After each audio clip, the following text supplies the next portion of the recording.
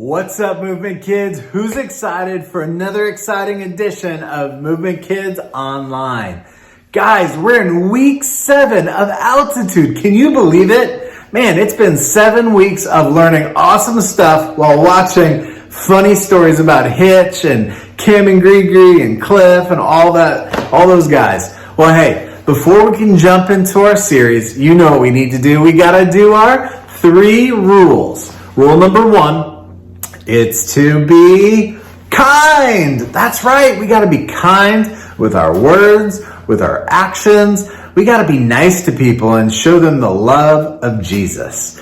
Rule number 2, who knows it? This is the one that can be tricky sometimes. It's to be wise. That's right. And to be wise means to make good choices. We got to make good decisions. Make wise decisions, right? So if we're at church right now, even if it's online, we got to make wise choices so that we can pay attention and learn about Jesus. And rule number 3, it's all of our favorites, so let's say it together on the count of 3. Are you ready? 1, 2, 3, have a blast. That's right, guys, we're going to have fun. Church is fun. Listen, we're going to learn about God. We're going to play a fun game. We're going to do fun stuff. Well, hey, let's check out our G3 mission. Hey guys, this is Daxton, Tarek, and Austin and Jacob here, and we're going to do the G3 mission. God made me with a purpose. God chose us through Christ. Thank God loves me so I can love others. Bye. Great job with the G3 mission, you guys. I love hearing you guys do that. Hey, if you want to record a video of you doing the G3 mission and send it to us, I would love to play it one of these Sundays. Well, hey, that's enough. We got to get into service. And let's get ready because it's our favorite part of service, worship. You guys know the one rule of worship, right? We got to stand to our feet because it's a sign of respect to God. And hey, you know what? Let's sing really loud. Let's clap and let's dance and let's worship God together. Let's do it. People come together, strangers, neighbors, our blood is one. Children of generations, of every nation, of kingdom come. Don't let your heart be troubled. Hold your head up high, don't fear no evil. Fix your eyes on this one truth. God is madly in love with you. So take courage, hold on, be strong. Remember where our help comes from.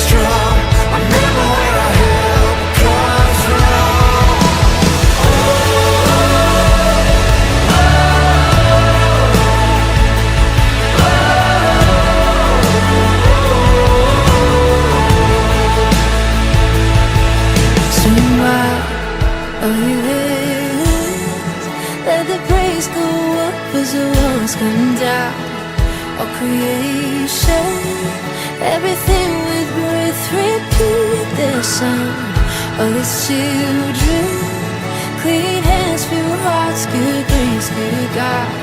His name is Jesus.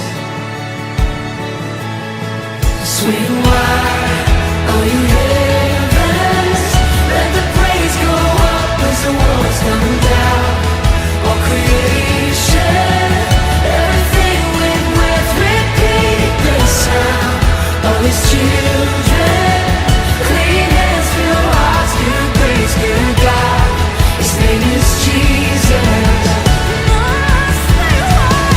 Sweet wine, all you heavens, let the praise go up as the walls come down. All creation, everything with breath, repeat the sound. All His children, clean hands, pure hearts, good grace, good God. His name is Jesus. Jesus, our redemption, our salvation is in His blood. Jesus, light of heaven, friend forever, His kingdom come.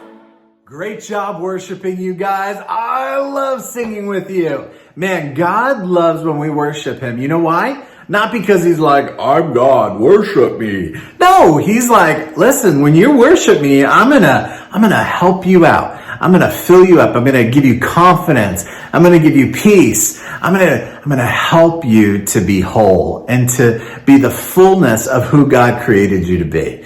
He's awesome like that, right? Well, hey, today we're going to be jumping into week 7 of Altitude. And anybody have a guess what our main point might be about?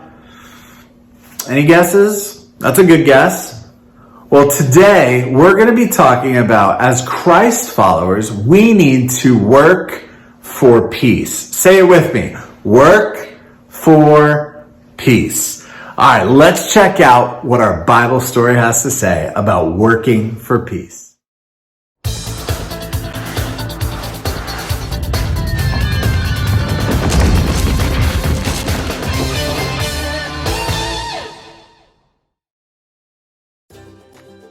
Hello, welcome to Altitude, the store and base camp for the Anaconda Mountain Range. I've been working on this hinge for a little while.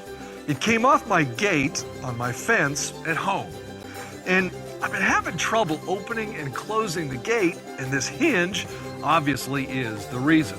It's because of all the rust and all the dirt that's causing these two halves to not work well together. Here, listen to this.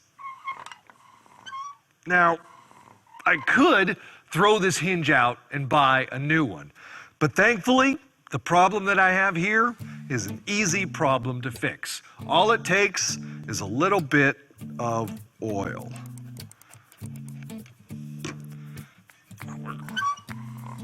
Well, it's definitely much easier to open and close, and hear that? No more grinding and no more squeaking. The two halves of the hinge are now working perfectly together again. And it's all because of a little bit of oil. You know, as I think about it, people can be a lot like the two parts of this hinge when they don't work together themselves.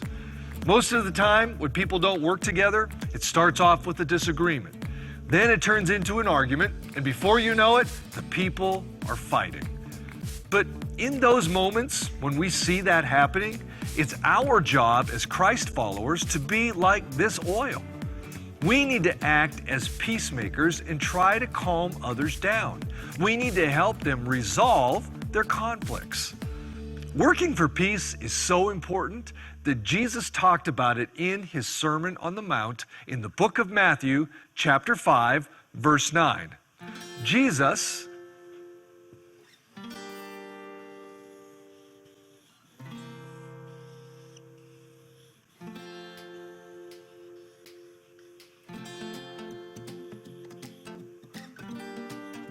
in His Sermon on the Mount said this. God blesses those who work for peace, for they will be called children of God. According to this verse, if we are true followers of God, if we are truly His children, then we should work for peace in the lives of those around us. Now, to help us get an understanding of what that means, there's a great lesson from the Bible.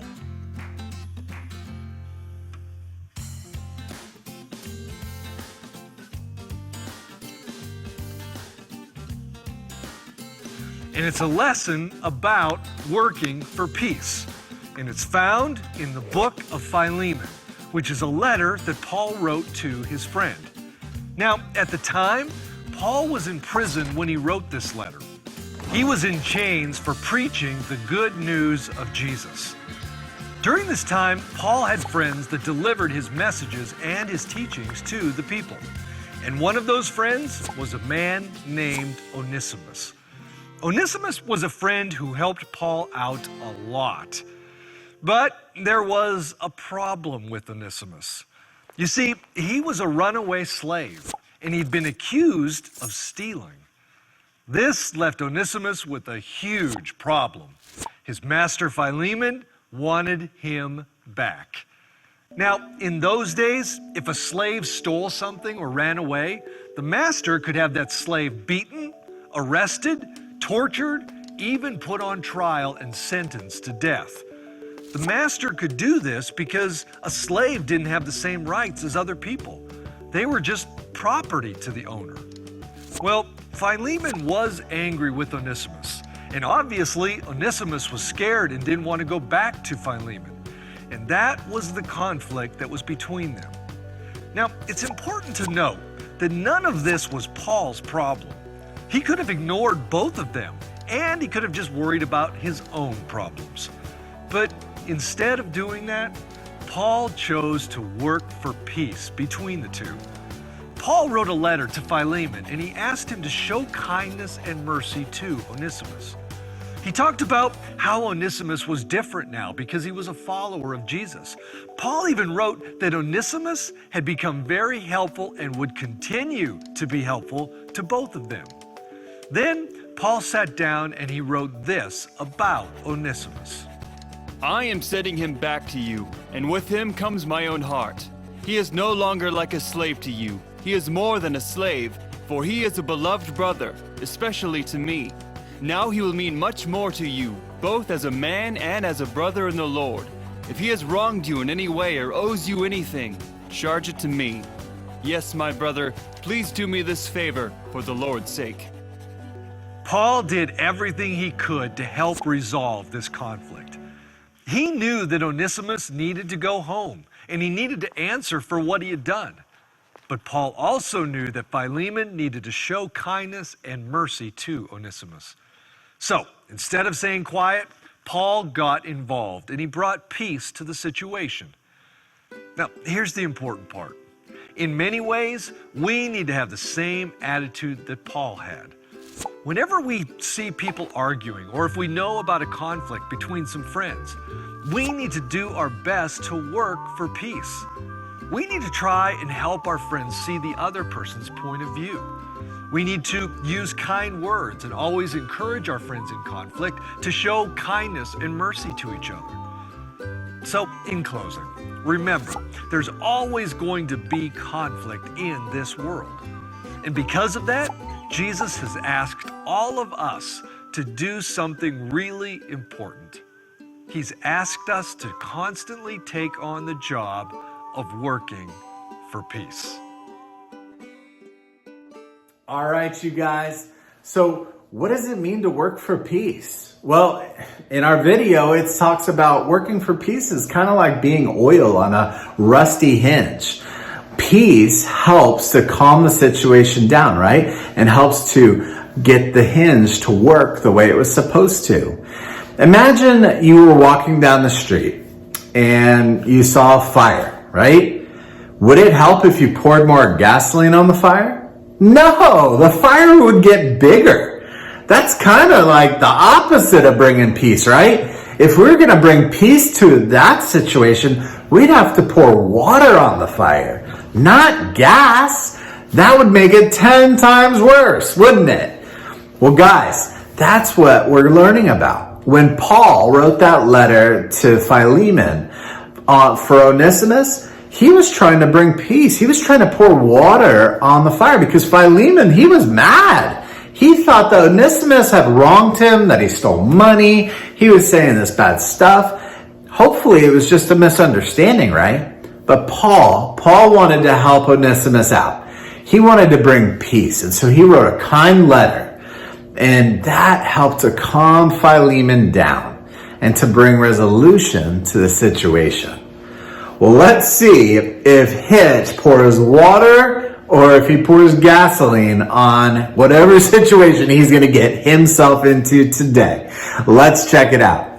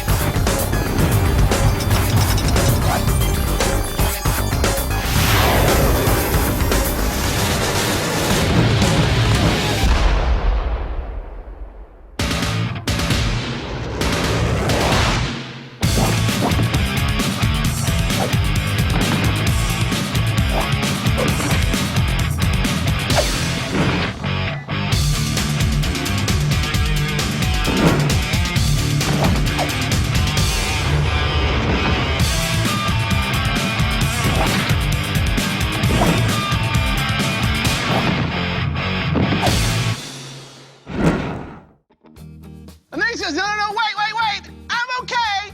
It was only ketchup. That's funny, Cliff. Woo. Well, it seems like we're done with our cleaning. What now?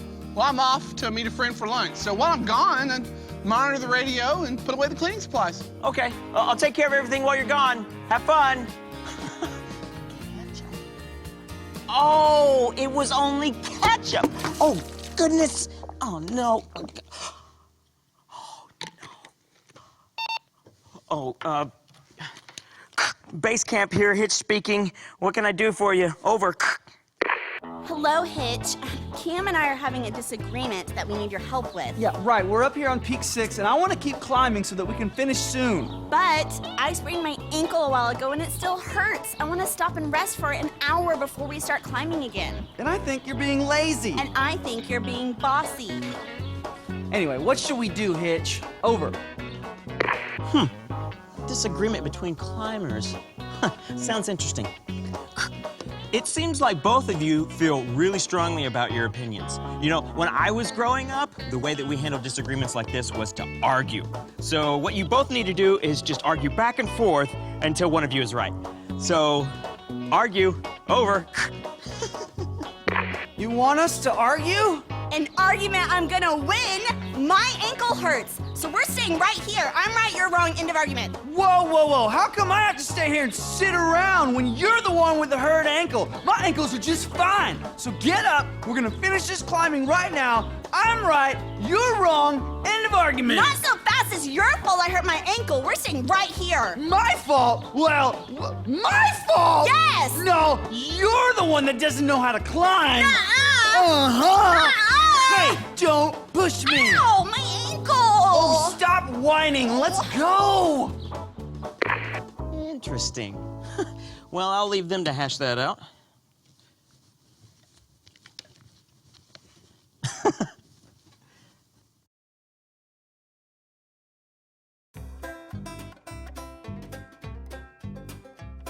No, hello, Hitch.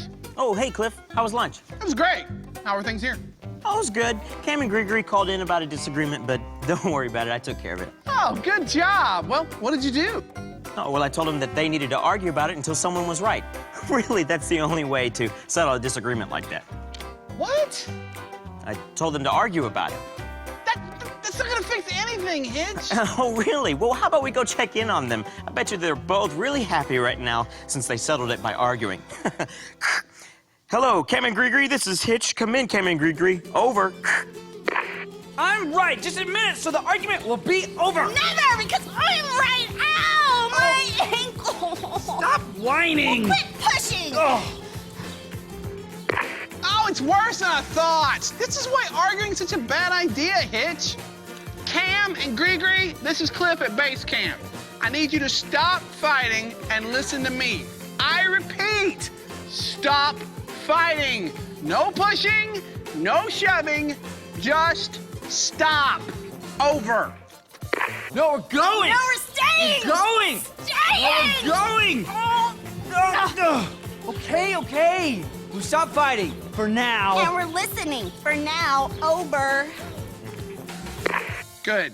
Now I need the two of you to calmly tell me what started this.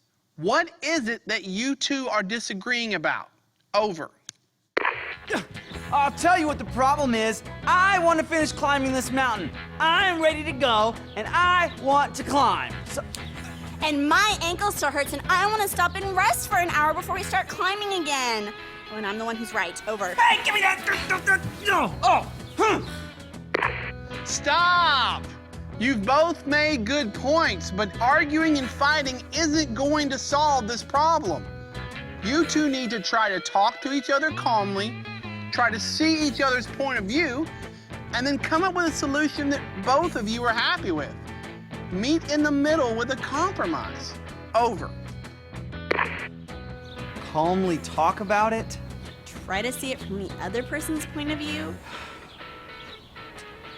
I guess I could see how climbing up this mountain wouldn't be very much fun if you had a hurt ankle. So, I'm sorry for pushing you. Will you forgive me? Yes, I will. And I can see how it isn't very much fun when your climbing partner doesn't want to climb and you want to keep climbing. And I'm sorry I shoved you. Will you forgive me? Of course. Hey, we should probably rest here for a little while, but I was thinking, do we have to rest for the whole hour? Maybe half an hour. That way I could rest my ankle, but we could get back to climbing sooner. Yeah, I could live with that plan. Okay, so we'll rest here for half an hour and then we'll keep climbing. Yeah. Good plan. Thanks. All right. Oh, may I? Sure. And thank you, Base Camp, for helping us sort this out. Over and out. What just happened? How did you do that? You had them find a solution by talking. They didn't even argue. I was just being a peacemaker.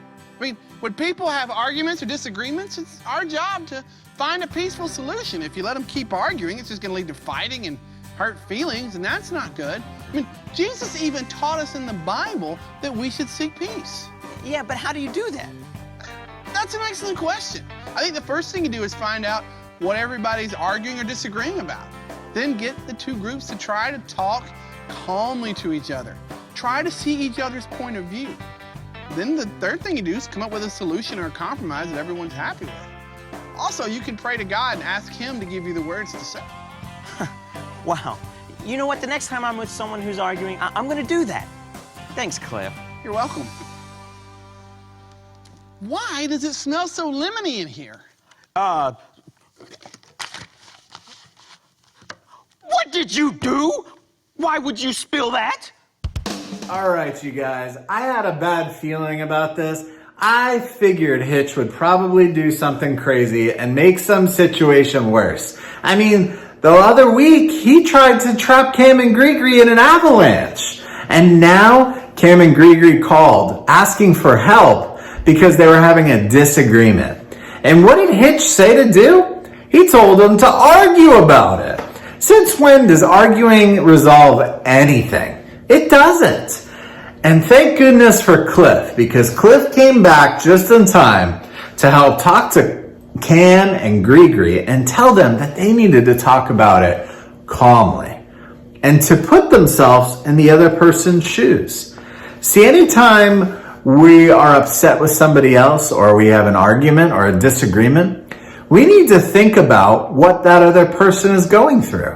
What are they thinking? What do they care about? See, as a Christian, as a Christ follower, we can help other people who maybe are mad in the moment to calm down by asking them questions. Say, hey, what are you upset about? How can I help you? What are they upset about?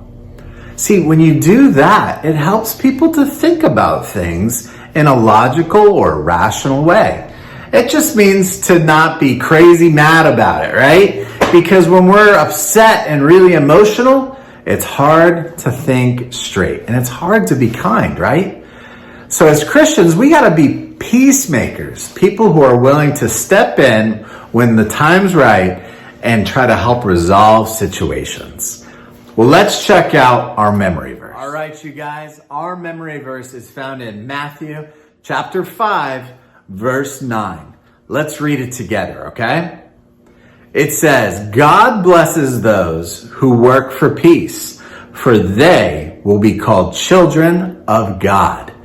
See, God wants us to work for peace. He's not saying God blesses those who bring peace, because God knows you're not always going to be able to bring peace. But he knows that we need to work for it. We need to not give up. It's something that takes effort. That's why it says work for peace, right? It's not always going to be easy. But I think you guys are up for the task. What do you think? I love that memory verse. You guys should practice it. And if you memorize it, send us a video on Instagram at MVMT Kids. I would love to see you guys doing the memory verse each and every week. Well, that's it for today, you guys. We still have our race, which is going to be awesome. So make sure you cheer for your favorite color and make sure the whole house knows who you're rooting for. Love you guys. Miss you so much and can't wait to see you next week for another edition of Movement Kids Online. Bye. For a rock climbing race at Summit Climbing Gym. They're all geared up and ready to reach the top. Cheer for the climber you want to win. Red, green, or blue. Get ready, get set, climb!